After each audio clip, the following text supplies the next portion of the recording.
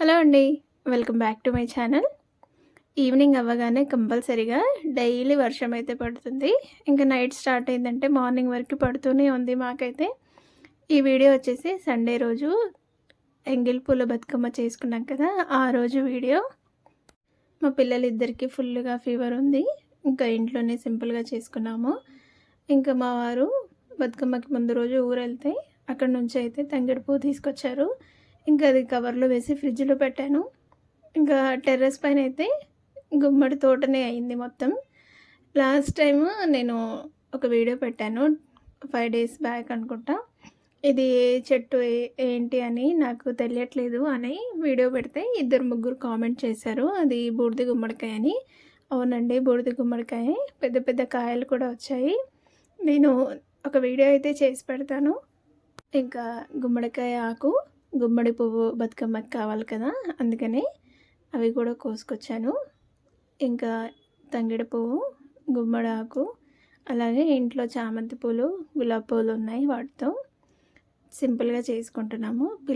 పిల్లలకి స్కూల్లోనే viral fever attack అయింది. ఫ్రైడే రోజు పెద్ద పాపకి కాల్ చేశారు, ఫీవర్ వచ్చింది మేడం, హెడేక్ అవుతుంది, తీసుకెళ్ళండి అనేసి. సాటర్డే రోజు చిన్న పాపకి చేశారు. యాక్చువల్గా స్కూల్ హాఫ్ డేనే, ఎగ్జామ్స్ అవుతున్నాయి. ఇంకా 10:30కి అలా పంపించేశారు ఎగ్జామ్ అయిపోగానే. ఇంకా సాటర్డే అలాగే ఉన్నారు, ఇంట్లో ఉన్న మెడిసిన్ వేసాము. ఇంకా సండే ఫుల్గా అయిపోయింది. నైట్ అంతా అసలు నిద్ర లేకుండా వాళ్ళతోనే కూర్చున్నాము తడిబట్ట పెడుతూ.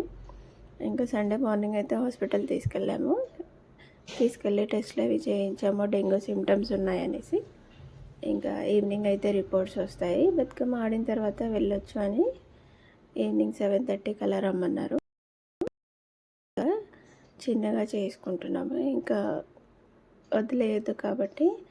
ఇంకా పిల్లలు కూడా ఉన్నారు, ఆడపిల్లలు ఆడుకుంటారు అనేసి అయితే చేస్తున్నాను. నాకైతే అస్సలు ఓపిక లేదు. ఇంకా సాటర్డే రోజు స్కూల్లో కూడా బతుకమ్మ ఈవెంట్ అయింది. అసలు వెళ్ళొద్దు అనుకున్నాను. చిన్న పాప చాలా ఫీవర్ వచ్చింది సాటర్డే రోజు. పెద్ద పాపకి డాన్స్ ఉండే, ఫీవర్ వచ్చినా కూడా డాన్స్ ప్రాక్టీస్ చేయించాము కదా మేడం, ఒకసారి కొంతసేపు తీసుకొని రండి అంటే తీసుకొని వెళ్ళాను. అయినా కూడా 2-3 పిల్లలకి ఫీవర్ వస్తే వాళ్ళు రాలేదు. నవరాత్రి నవదుర్గ సెలబ్రేషన్స్ డాన్స్లో పార్టిసిపేట్ చేసింది. ఆ వీడియో కూడా పోస్ట్ చేస్తాను. ఇంకా చూడాలి రిపోర్ట్స్ ఎలా వస్తాయి అనేసి. చాలా టెన్షన్ అవుతుంది. ఇంకా నాకు మండే నుంచి నవరాత్రులు స్టార్ట్ కాబట్టి ఫాస్టింగ్లో ఉంటాను. పాపకి హెల్త్ బాగుంటే ఫాస్టింగ్ ఉంటానని అమ్మవారికి మొక్కుకున్నాను. ఇంకా రిపోర్ట్స్ వచ్చిన తర్వాత ఎలా ఉంటుందో చూడాలి. బతుకమ్మ అయితే ఇలా సింపుల్గా చేసుకున్నానండి. ఇంకా చిన్న బతుకమ్మ కూడా చేయాలి కదా, ఇద్దరు ఉన్నారు. ఇంకా చిన్న బతుకమ్మ కూడా, ఈ బతుకమ్మ అయితే ఇలా సింపుల్గా చేసుకున్నాము. ఇంకా సద్దుల బతుకమ్మ అయితే బాగా చేసుకుంటాము. అప్పట్లో ఫీవర్ కూడా తగ్గుతుంది కదా. ఇంకా వాళ్ళు ఏ డ్రెస్ వేసుకోలేదు, ఏం లేదు, సింపుల్గానే వాళ్ళు ఇంట్లో ఆడుకున్నారు. ఇంకా బతుకమ్మ అనగానే వర్షం ఫుల్గా స్టార్ట్ అయిపోయింది. ఆడే టైంకి స్టార్ట్ అయింది. 7:30కి అలా హాస్పిటల్ రమ్మన్నారు అనేసి వాళ్ళు వెళ్ళారు. వాళ్ళు వెళ్ళిన తర్వాత ఫుల్గా స్టార్ట్ అయిపోయింది. ఇంటి ముందు చేసుకొని ముగ్గులు వేశానండి. ఇంకా బతుకమ్మ పెట్టేసి ఆడతాం కదా అనేసి. ఇంకా స్ట్రీట్ లైట్ కూడా ఆన్ అవ్వలేదు. ఇంకా ఇంట్లో పూజ చేసుకొని బతుకమ్మ దగ్గర కూడా పూజ చేసి తులసికి కూడా దీపం పెట్టేశాము. ఇంకా వర్షం అప్పుడు స్టార్ట్ అయింది. నేను వేసిన ముగ్గు కూడా పోయింది. అంతా మెయిన్ రోడ్ కదా, బండ్లన్నీ వెళ్తూ ఉంటాయి. ఇంకా ఫుల్గా స్టార్ట్ అయిపోయింది వర్షం. మా వాళ్ళు హాస్పిటల్లోనే ఉన్నారు, నేను ఇంట్లోనే ఉన్నాను. బతుకమ్మ కూడా ఆడలేదు.